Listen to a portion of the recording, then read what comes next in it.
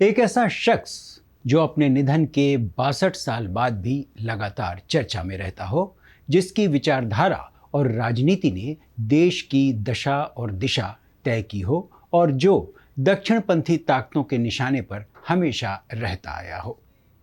क्या आप जानते हैं कि जवाहरलाल नेहरू से हमारे मौजूदा सत्ताधारी दल के मुखिया और उनके पीछे चलने वाली ट्रोल आर्मी को ऐसी कौन सी तकलीफ है कि वो नेहरू को लगातार खारिज करते हैं। हर चुनावी सभा और भाषणों में उनके मुख्य निशाने पर नेहरू ही होते हैं। जब से केंद्र में भाजपा की सरकार आई है, नेहरू को जानने समझने और उनके तमाम पहलुओं को सामने लाने की होड़ सी मची है। जितनी किताबें मोदी के महिमा मंडन पर नहीं लिखी गईं, उससे कहीं ज्यादा किताबें नेहरू को लेकर पिछले 10-12 सालों में छप गईं। आज के दौर के सबसे आसान से सर्च इंजन गूगल पर आपकी उंगलियां घूमेंगी और नेहरू जी के बारे में आप विस्तार से जान जाएंगे। अब इन सूचनाओं और जानकारियों में क्या सही है, क्या गलत, तय आपको करना है। न तो आपने नेहरू को देखा समझा है और न मैंने, लेकिन जो कुछ भी सियासत का खेल है, उसमें सबसे ज्यादा जगह ले रखी है विचारधारात्मक से ज्यादा निजी हमलों ने। शख्सियत के इस अंक में हम बात कर रहे हैं नेहरू के उन अनछुए पहलुओं की जो देश और संविधान की मर्यादाओं से जुड़ा है, और बतौर एक इंसान की जो दक्षिणपंथियों के सपने में बार बार आता है और उन्हें बेचैन कर देता है। नमस्कार, मैं हूं अतुल सिन्हा।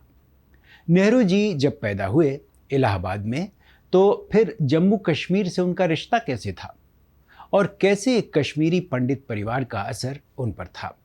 न तो उनके पिता मोतीलाल नेहरू कश्मीर में रहे और न ही उनके दादा गंगाधर नेहरू, तो फिर खुद को कश्मीरी पंडित बताने वाले नेहरू खानदान की किस पीढ़ी का रिश्ता कश्मीर से था। जो कुछ उपलब्ध दस्तावेजी जानकारियां हैं, उनके हवाले से कुछ कहानियां हैं। आपने मुगल शासकों के ढेर सारे किस्से सुने होंगे। क्या आपने कभी राजा फर्रुखसियार का नाम सुना है? बेशक नहीं सुना होगा। ये जनाब औरंगजेब के पोते थे और मुगलों के 10वें शासक के तौर पर दिल्ली पर कोई 5 साल तक राज किया था। इन्हीं फर्रुखसियार ने कश्मीर से वजीफा देकर पंडित राज कौल को दिल्ली बुलाया। कौल साहब दिल्ली तो आ गए, लेकिन रहें कहाँ? तो साहब, उन्हें रहने के लिए दिल्ली के दिल यानी चांदनी चौक में एक नहर के किनारे घर दिया गया। कौल के नेहरू बनने की कहानी यहीं से शुरू होती है। चूंकि यह घर नहर के किनारे था, इसीलिए लोग उन्हें पहले नेहरू कहते थे, जो बाद में नेहरू हो गए, यानी पंडित राज कौल नेहरू। बहुत आगे चलकर उनके पोते हुए मनशा राम कौल और उनके बेटे पंडित लक्ष्मी नारायण कौल दिल्ली की अदालत में ईस्ट इंडिया कंपनी के पहले वकील बने और यहीं से ये परिवार वकालत के पेशे में आया। लक्ष्मी नारायण कौल के बेटे पंडित गंगाधर कौल दिल्ली में पुलिस के अधिकारी थे। 1857 के दौरान उन्हें अपनी नौकरी गंवानी पड़ी। इसके बाद यहां से वे लोग सब कुछ छोड़ छाड़ कर आगरा चले गए। मनशाराम कौल के साथ उनकी पत्नी जियो रानी और 2 बेटे बंशीधर और नंदलाल भी आए। महज 34 साल की उम्र में ही गंगाधर का निधन हो गया। उनकी मौत के 3 महीने बाद मोतीलाल नेहरू पैदा हुए, जिनकी देखभाल उनके बड़े भाई नंदलाल ने की। यहीं से नेहरू खानदान चर्चा में आया। मोतीलाल नेहरू भी वकालत में आए और इलाहाबाद कोर्ट के असरदार वकीलों में उनका रुतबा था। कड़क स्वभाव के थे और आज़ादी के आंदोलन में बढ़ चढ़कर हिस्सा लेते थे। तब कांग्रेस बन चुकी थी और मोतीलाल नेहरू कांग्रेस के बेहद सक्रिय नेताओं में शामिल हो चुके थे। वो 1889 का साल था, 14 नवंबर का दिन, जब जवाहरलाल नेहरू पैदा हुए। पिता मोतीलाल जाने माने वकील तो थे ही, मां स्वरूप रानी भी उस दौर की बेहद सक्रिय क्रांतिकारी और आज़ादी की लड़ाई में पति का साथ देने वाली थी। इलाहाबाद के आनंद भवन में रहते थे। घर पर तमाम कांग्रेसी नेताओं और स्वतंत्रता सेनानियों का जमावड़ा लगा रहता था। जाहिर है, जवाहरलाल का बचपन इसी आनंद भवन में पूरी शानो शौकत के साथ बीता। स्कूल गए नहीं, घर पर ही टीचर्स पढ़ाने आते थे और जब 15 साल के हुए, यानी 1905 के आसपास, तो उन्हें पिता ने पढ़ाई के लिए लंदन भेज दिया, हैरो स्कूल में।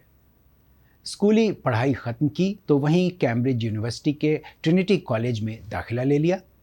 यहाँ उन्होंने प्राकृतिक विज्ञान से ऑनर्स किया। इसके बाद उन्होंने भी अपने पिता की परंपरा को आगे बढ़ाते हुए वकालत की पढ़ाई की, लंदन के इनर टेम्पल कॉलेज से। 7 साल के लंदन प्रवास के बाद वो 1912 में हिंदुस्तान लौटे। तब तक वो नए नेहरू बन चुके थे, पूरी तरह से आत्मनिर्भर, आज़ाद ख्यालों वाले, लिखने पढ़ने वाले, अपने देश की आज़ादी की लड़ाई में सक्रिय रहने वाले एक बौद्धिक व्यक्तित्व। और बेशक वैचारिक प्रतिबद्धता तो कांग्रेस की मूल विचारधारा में थी ही, लेकिन नेहरू के चिंतन में लगातार एक व्यापक दृष्टि रही जो देश को संपूर्णता में देखता था और जो सभी धर्मों का सम्मान करने वाला एक धर्मनिरपेक्ष छवि वाला नेता था। नेहरू की सहज जीवन शैली और कम खर्च करने की आदत की कई कहानियां हैं। मसलन वह अपनी जेब में कभी 200 रुपये से ज़्यादा रखते ही नहीं थे। किसी की भी मदद करना उनकी आदत में शामिल था।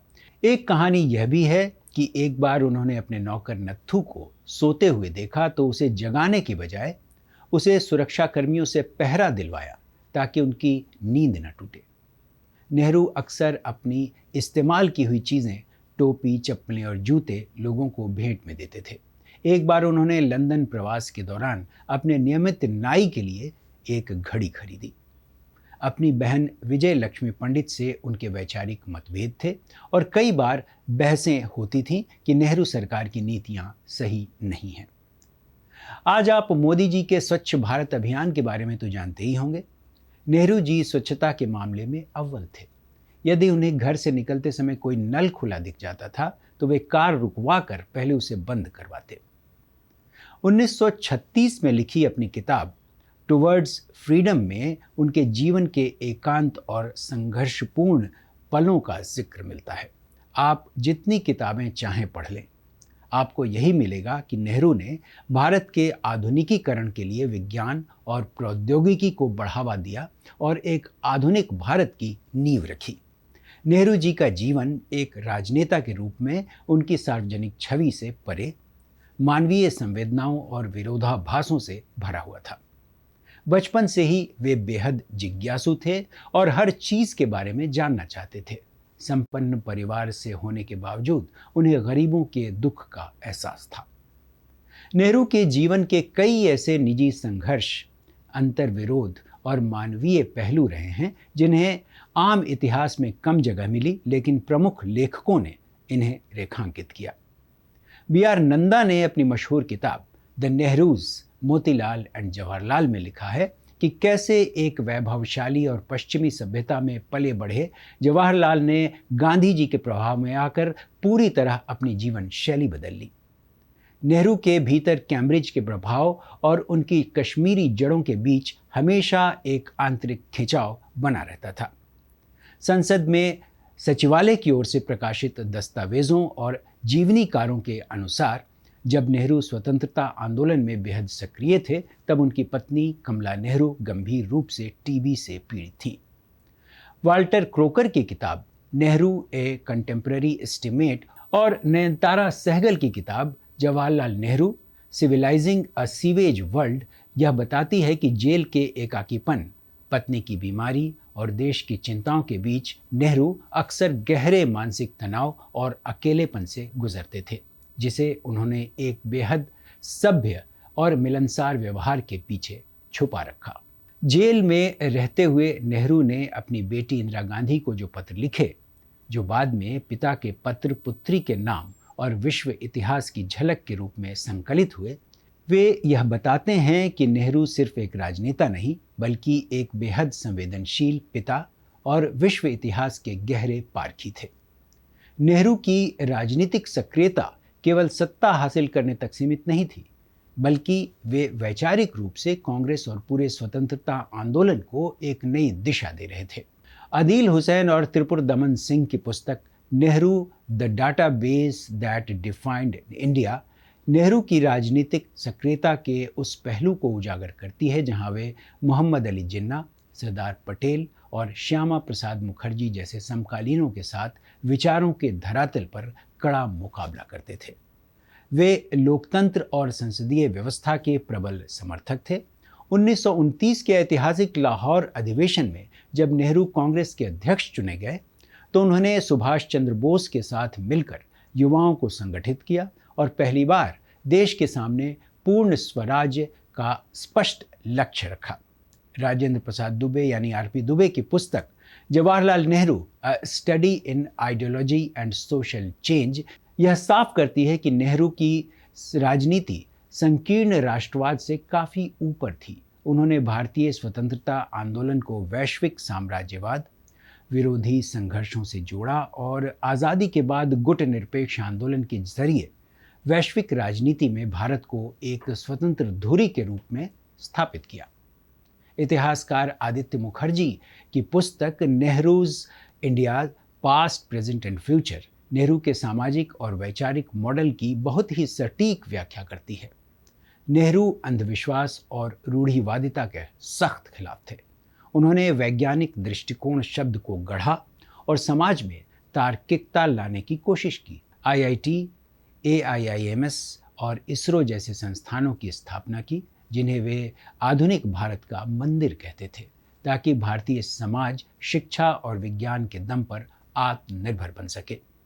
वहीं पंकज चतुर्वेदी की किताब जवाहरलाल हाजिर हो में उनके जेल में बिताए गए 3000 से ज़्यादा दिनों की कहानी तो है ही, अपनी जेल यात्रा के दौरान नेहरू के बौद्धिक चिंतन का भी जिक्र है। साथ ही उन 9 अपराधों की फेहरिस्त भी जो अंग्रेज़ों ने उन पर लगाए और मुकदमे चलाए। नेहरू मार्क्सवाद के आर्थिक विश्लेषण से प्रभावित थे, लेकिन वे जबरन थोपे गए समाजवाद के विरोधी थे। उनका मानना था कि गरीबी, भुखमरी और असमानता को दूर करने के लिए देश में लोकतांत्रिक तरीकों से संसाधनों का समान वितरण होना चाहिए, जिससे समाज के पिछड़े वर्गों का उत्थान हो सके। विभाजन के भयानक सामाजिक तनाव के बीच नेहरू ने एक ऐसे भारत की नींव रखी जो बहुलतावादी, धर्मनिरपेक्ष और समावेशी हो, जहां हर नागरिक को बिना किसी भेदभाव के बराबर के अधिकार मिले। आज के दौर में अगर जवाहरलाल नेहरू भारतीय राजनीति के केंद्र में लगातार बने हुए हैं और नेहरू गांधी परिवार अगर इस विरासत को आगे बढ़ाते हुए देश के संविधान की हिफाजत की कोशिश में लगा है, तो बेशक दक्षिणपंथी ताकतों की मुश्किलें बढ़नी तय हैं। और उनके तमाम प्रसंगों के बारे में अगर बार बार गलत बयानी कर देश की नई पीढ़ी को भटकाने की कोशिश लाख होती रहे, लेकिन इस शख्सियत में जो बात थी उसके बारे में मौजूदा नेता नगरी सोच भी नहीं सकती। शख्सियत में आज के लिए इतना ही। मिलते हैं अगली बार किसी नई शख्सियत के साथ। तब तक के लिए नमस्कार।